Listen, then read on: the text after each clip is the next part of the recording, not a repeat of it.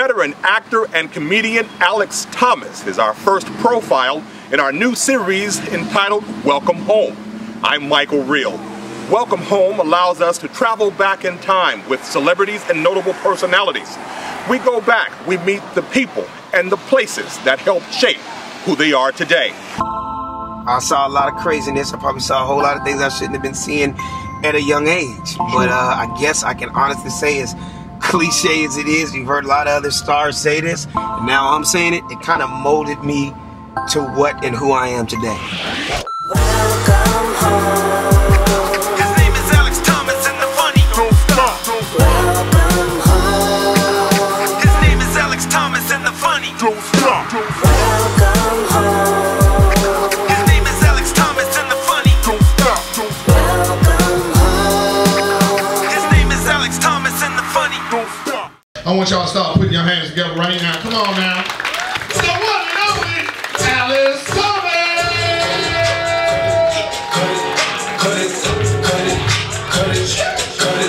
Cut it. It's way too high, you need to cut it. It's way too high, you need to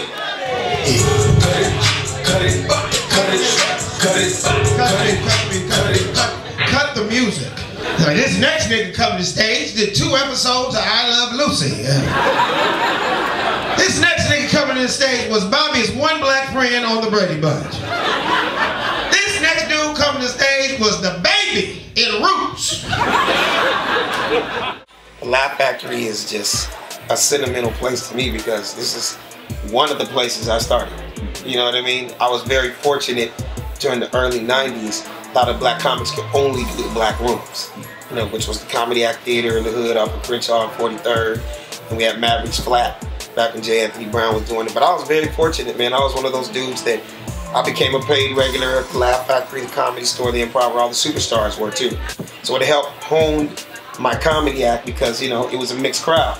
It was tourists and white people and people from Denmark and people from Spain and all over the place, you know what I mean? So it really helps you with your material. And I love this place. Jamie Masada, one of the first guys, the owners, to give me a chance. And this is how I got the Fresh Prince of Bel-Air, out of this place. Hold on, earthquake, you loud and shit, nigga. I'm about to listen to your jokes, nigga. I was like, hold on, let's listen to his shit. That's my nigga, though. I'm gonna just tell the joke real quick. I'll make it fast.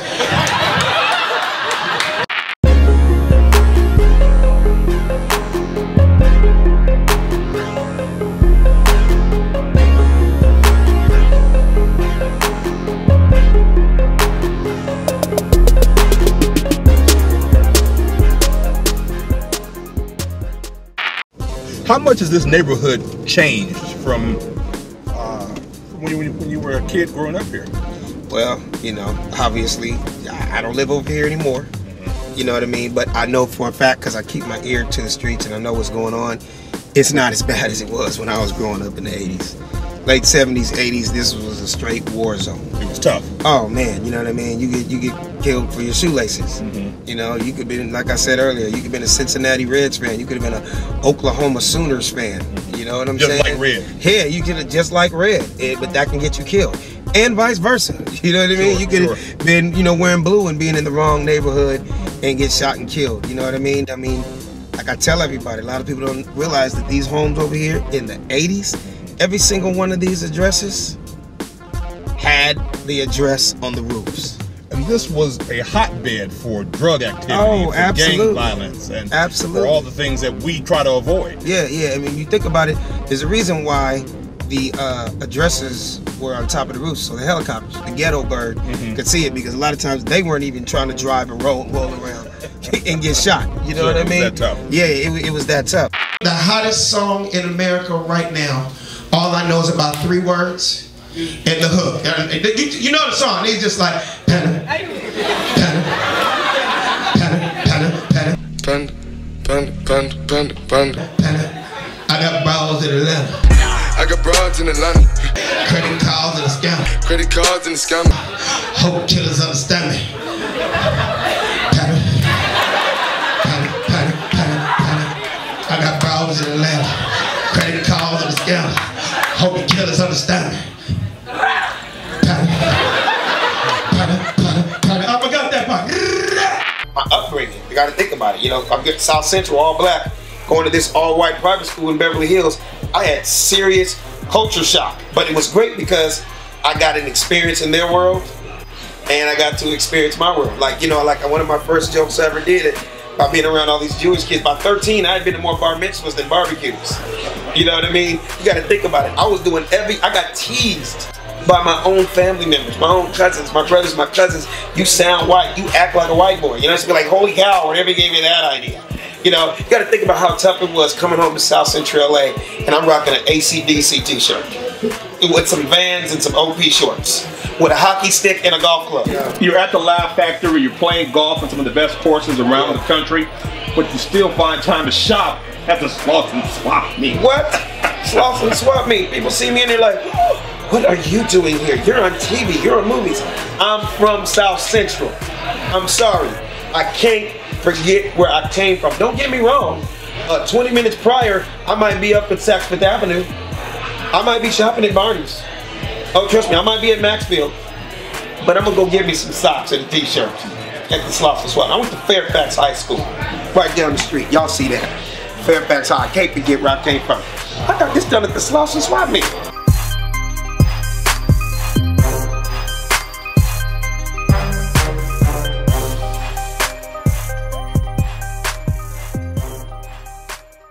Would you let your daughter get one on your face like that? See, like you get her, you see this? No, I would never get one on her face. You would tell her now. Yeah, you gotta get it out. That's all I want to do. A lot of my custom shirts that I do, whether I'm wearing Will Smith or if I'm around LeBron, D. Wade, or Kevin Hart, I'm like, yo, where did you get that? Yeah, I can say that. Oh, I can say this is Givenchy. Oh, this is Balmain. I can say that, but like, no, this is the Sloth saying. Sloth and Swap Meet. Custom Alex Thomas, the funny don't stop. You know what I mean? Being the only black kid in an all-white private school bus from South Central to Beverly Hills, and you know, growing up in the church and growing up where half my family is Crips and half my family is Bloods, and I was just very fortunate. I didn't get caught up in it. Your parents are quite accomplished. Yeah. Talk about their influence. Your mom's a pianist. Your dad was part of this legendary group, Earth, Wind & Fire. That had to be influential. Oh, it was big time. Jamie Foxx used to joke with me all the time, like, dude, you grew up. Your dad was with Earth, Wind & Fire. You grew up with 2 pianos in the house. He's the wind, every horn, and you can't play shit. I can't play no piano. My father put a horn in my mouth. I ended up telling jokes for a living. You know, go figure. You know what I mean? But I grew up in the music business, man. I grew up in the studios with Sly and Family Stone and Stevie Wonder and, you know, all these cats, and Minnie Riperton and all my dad's friends and Earth, Wind & Fire when they were just a small band. My dad helped come up with the name Earth, Wind & Fire. Yep, this is my grandma's house right here. This was the house right here where every Thanksgiving, every Christmas, every birthday, everything was right here. This is the house my mom grew up in. This is grandma's house. This is the real grandma's house right here. So this brings back a lot of memories. My auntie don't know. I don't see the car here, so she might not be here, but I'm gonna try to see.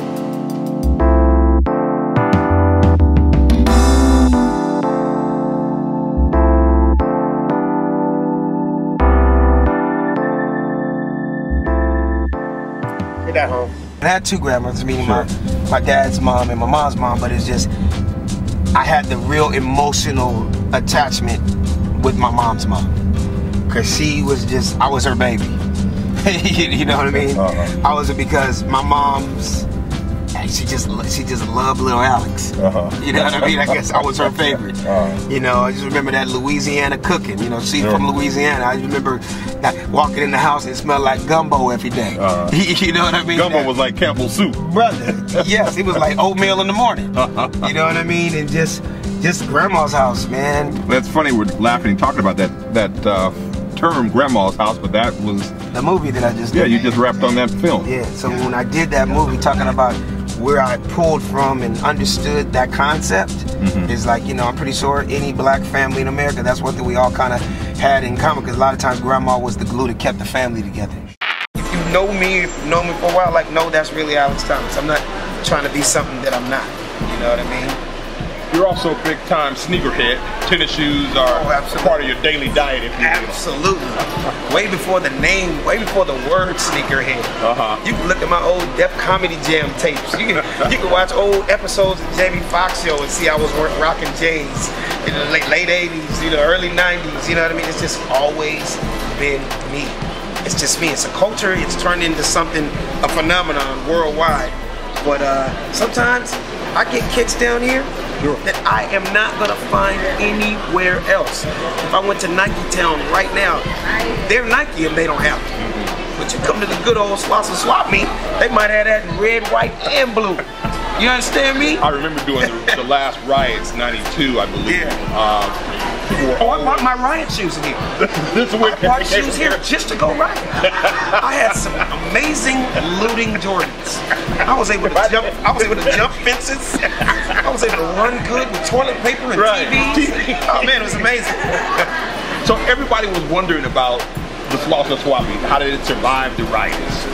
You know what's crazy? This is a staple in the hood. Nobody messed with niggas weren't f***ing with the swap meet. Because niggas still gotta be fresh. So people that don't know a little South Central Crip and Blood history, before they were Bloods, they were Brims. And I never forget, we're driving down the street and we're at this stop sign right here on the corner of Western and 37th. And I asked my mom, I was like, why did they write on the walls? Sure. And you know what my mama said? Mama said, that's because they ain't got no paper, baby. They don't have no paper. You know what I mean? That's what she told me as a kid. But I just remember it said Brims because just so you know, we're the Blood neighborhood.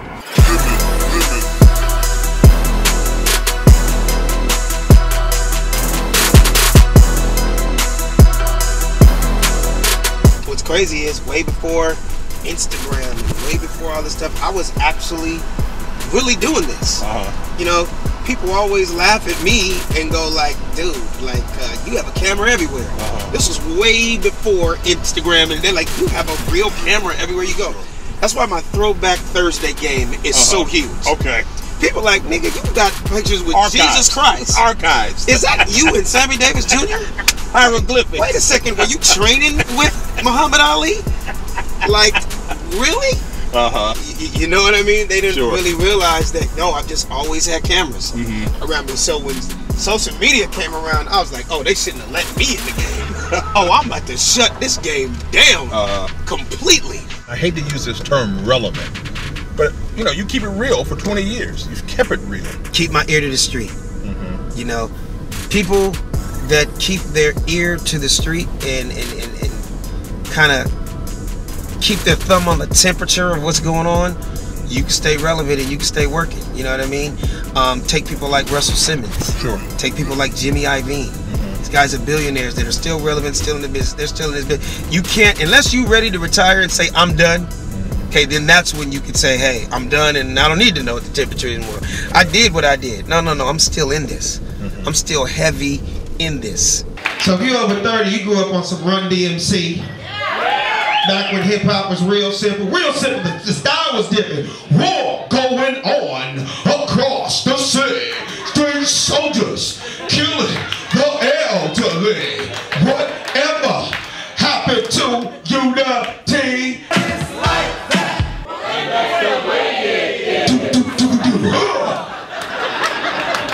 That was old school. If you're over 30 years old, you grew up on old school shit like Houdini. What? The freaks come out at night. The freaks come out at night. Ha, ha, ha, ha. The freaks come out. You know how simple it was? You hear this dumb shit today? Going up in the club on a Tuesday. And everybody in that bitch unemployed. You know why? Because they can't get up on a Wednesday. Hey man, you having fun though, right? Oh, too much fun. Come on, man. Talk about that set. You're at the Laugh Factory. Yes. Everybody was responding. Everybody was laughing. Oh my God, it was so fun. It's a great feeling to get up in front of. There's nothing like a live audience. You know what I mean? Especially when you're bringing out stuff for the first time, or you're giving some of your greatest hits. Or it's just a great situation. Remember I told you about a mixed crowd? Sure. You look in there. Sure. It's like almost half and half. Yes, it's called Chocolate Sundays and it's more black people, but there's people from all over the world in there. So it's just a great workout for, you know, before I go out there on the road. So that gives you staying power. It sustains you. Absolutely. Makes you Keeps viable. you relevant. Like Snoop Dogg always says, 20 years in the game and still relevant. Shout out Snoop Dogg, you know, that's family right there. But yeah, so it's a great feeling. Growing up in South Central, did you see the Laugh Factory in your life? Absolutely not. And I can't even lie, growing up in South Central, I really never came to Hollywood. And, you know, I can vaguely remember driving down Sunset every blue moon with my parents, but, you know, it's a trip, man, when you get older and you're able to see the world and you're able to go all around, you're like, this is what I was missing. Like, I really wish at a younger age, if I had come here, I'd probably been more inspired. I probably would have started the entertainment business even earlier. I'm one of those cats that I embrace the young generation of comedians too. I think they're hilarious. There's some cats out there that have me dying, and I'm a fan. I'm at home on my Instagram watching Rito Brown and cats like that really put it down and are funny. So this is my boy Mike right here. Rito Brown. Okay, nice. He's one of the funniest young comedians out there right now. That's who I mentioned. Like, this dude is like inspiring to me because he's doing it huge on the social media. And some of the funniest videos out there, you look him up on Instagram at Rito Brown. Hysterical. Yeah, so you, we're gonna be doing some stuff together in the future too. How funny is this man right here? This man funny as hell, man. I grew up off of him, man. You know what I mean? Just Thanks for making me sound 80, but keep going. It's not. So this is the street I grew up on. This is the street I grew up on. Right here. Welcome home. I know, man.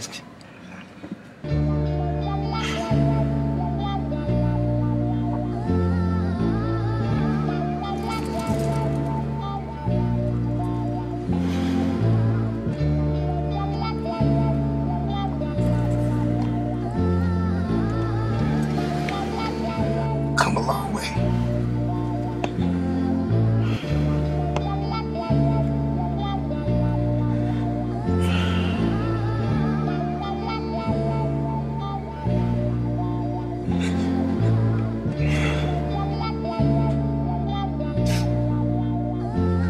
Come a long way, Mike.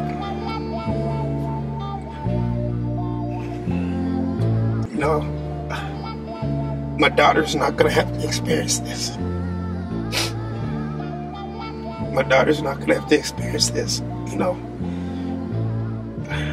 I want her to have a better life than I had, you know.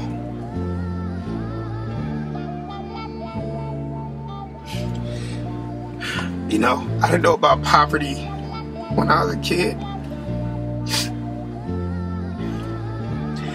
I didn't know that, you know, this meant low income, you know.